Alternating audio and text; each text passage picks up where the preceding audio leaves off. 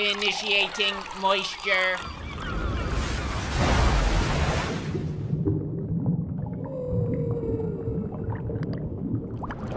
Welcome to the Moist Meter. Today we're taking a look at the new Call of Duty Modern Warfare 2. After spending a good chunk of time in the multiplayer, I feel comfortable now finally giving a full review on both the campaign and the multiplayer. So let's start with the campaign.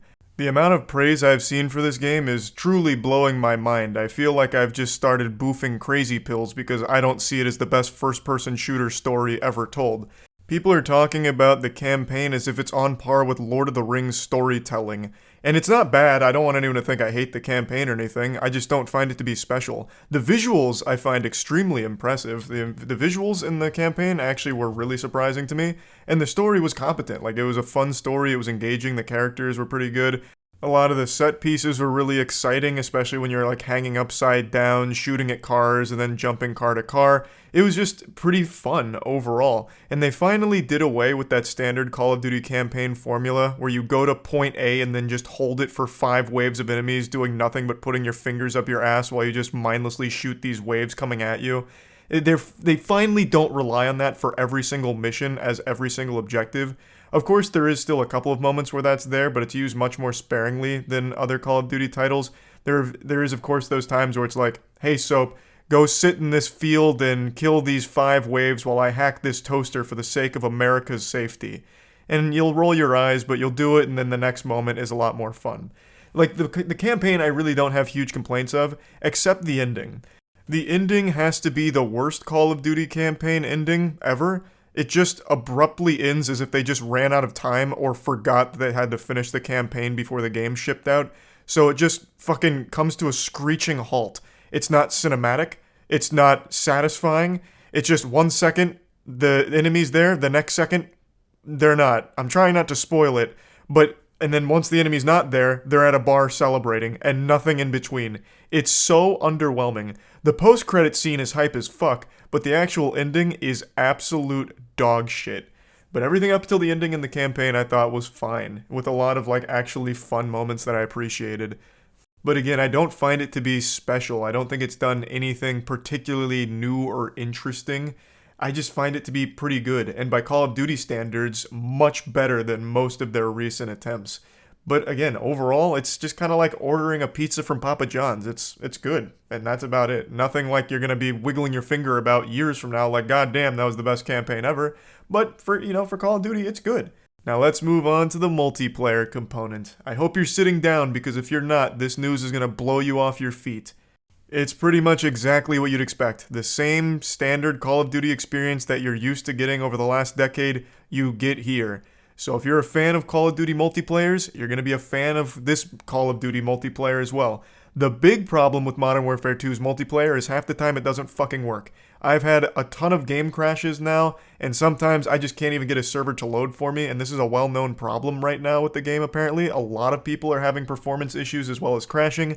I imagine it'll be fixed in a pretty short period of time, but as of making the Moist Meter, it's in a pretty broken state. But when you're actually in the game, it's pretty standard, safe, by the numbers. I saw someone say something that's scarily accurate to how I feel about it, where they said that the multiplayer feels like it's designed more by an AI algorithm than actual designers, and I think that's very true. I believe that was Level Cap Gaming that said that, and he's absolutely right. It's not necessarily a bad thing, because it's what people want. This game, Modern Warfare 2, just goes through the checklist of everything Call of Duty players ask for, and it delivers. It gives them the exact experience they want, all of the game modes they want, all the maps being, pretty simple maps. There's really no standout maps here, nor is there any maps that I was absolutely beating my head against a wall in pain from how miserable I was playing the maps. They're all just serviceable. There's no big ones that really blew me away. There's none that really made me upset on how stinky they were either. Everything here is just very safe. The gunplay feels as tight as it always has. It feels exactly the same as it did in Modern Warfare 2019, just a little slower.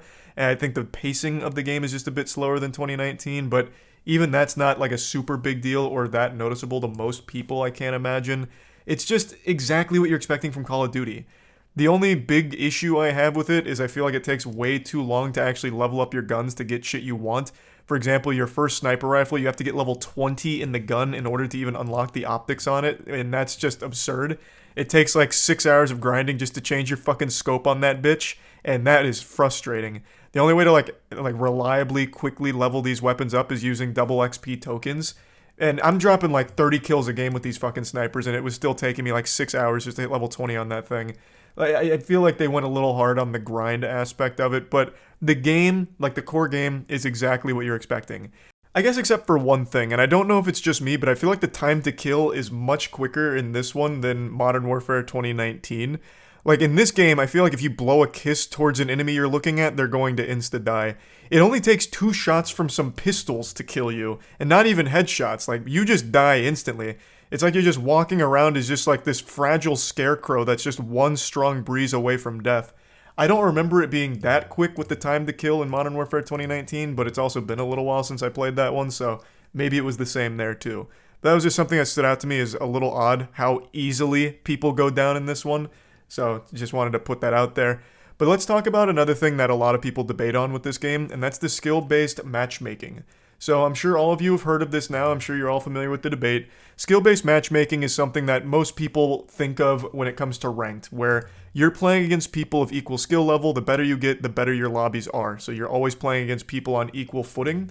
This is always something people think of for ranked and ranked exclusive, because when you're playing in the competitive game mode, you're expecting people of similar skill level because it's competitive. You're always going to be going up against people in your same bracket of skill. But in Modern Warfare 2, even playing just casual matches, just quick playing with the boys, has a skill-based matchmaking component to it, where you're not entering lobbies with babies that just got this game for Christmas or something. You're in there with grizzled, seasoned Call of Duty men at your equal skill level. So the argument is it makes it less fun for content creators and just players in general because you're always having to sweat even in the casual lobbies. Why not keep skill-based matchmaking to the competitive mode? And I just want to quickly weigh in on this.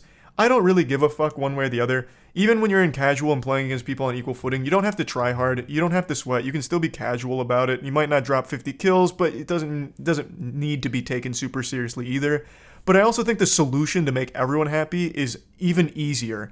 Why not just make 3 modes? So you have skill-based matchmaking in competitive, you have skill-based matchmaking in casual, and then you have a separate mode where it's casual again, but without skill-based matchmaking, and you can just queue into that if you want. To me, that just seems like the easiest solution and a really easy one to implement all around, where if you just want like a full-blown casual Weenie Hut Jr. experience, you queue into casual, no skill-based matchmaking. If you're playing with your friends and you're not confident in their skill level, but you still want somewhat of a challenge, you queue into casual skill-based matchmaking. And then if you really want to sweat and grind, that's when you go to competitive, where of course the skill-based matchmaking is there as well. Just 3 modes for 3 very different playstyles depending on your mood.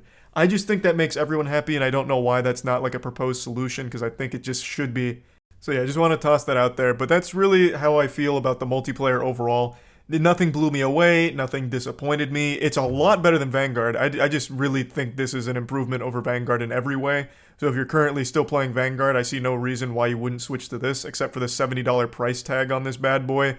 But I guess I do have to admit there is a lot of content here. Content that I'm not ever going to touch again. For example, like the Spec Ops thing. I really don't care about doing PvE with my friends. I really just don't give a fuck about that. If I'm playing Call of Duty, it's because I want to go into the arcade multiplayer and just turn my brain off and have some fun.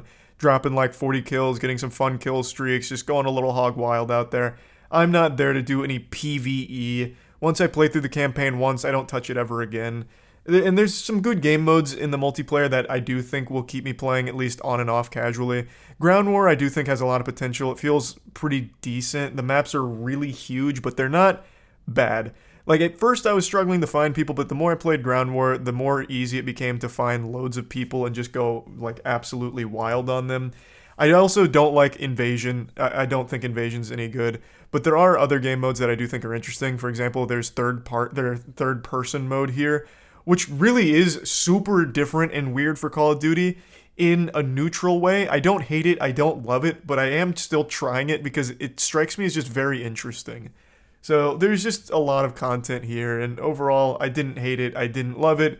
It's exactly kind of what I was expecting from Call of Duty, but with a campaign that was a little above my expectations. So plugging Call of Duty Modern Warfare 2 into the moist meter, I'm just going to give it a pretty clean 75%. It's just extremely safe. There's nothing wrong with it aside from all of these day one bugs that make it like unplayable at certain times, but I imagine those will get fixed soon. And other than that, everything else is just pretty standard. That's about it. See ya.